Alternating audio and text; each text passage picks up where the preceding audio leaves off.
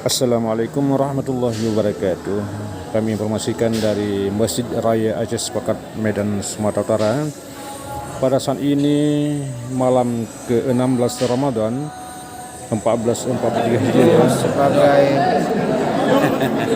ketua DKM Aceh Sepakat mendapat kunjungan istimewa dari seorang yang sudah dikenal dan seorang Polri kebanggaan yang banyak diminati di Nusantara ini. Tentu sangat bahagia dan sangat mengapresiasi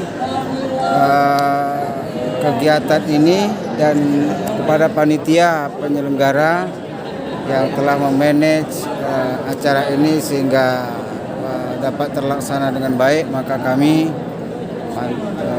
tentu menyampaikan apresiasi yang tinggi dan sangat puas. Dan alhamdulillah, ya semoga di tahun-tahun berikutnya masih ada kesempatan kunjungan yang sama untuk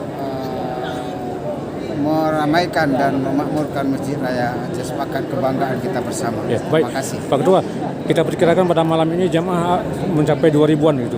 Lebih Ya. saya pikir di atas 3000 malah, karena sampai di Luar juga, teras samping. belakang tenda, teras kanan sayap kiri masjid penuh kan. Jadi sedangkan jemaah buka puasa bersama tadi diperkirakan 2000-an jemaah. Sementara malam masih. Ya, isi ceramah saya tentang manajemen lingkungan sehat ya. Cobalah dimulai dari Masjid Raya Aceh Sepakat. Fasilitas wudhu, fasilitas sholat, saya kira itu perlu dibenahi.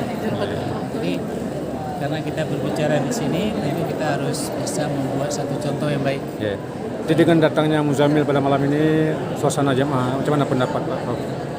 Ya, saya kira banyak orang yang bermimpi untuk bertemu langsung, hari ini udah ketemu. Ya, termasuk saya selama ini ya di YouTube gitu kan. Beliau ini aset bangsa yang luar biasa.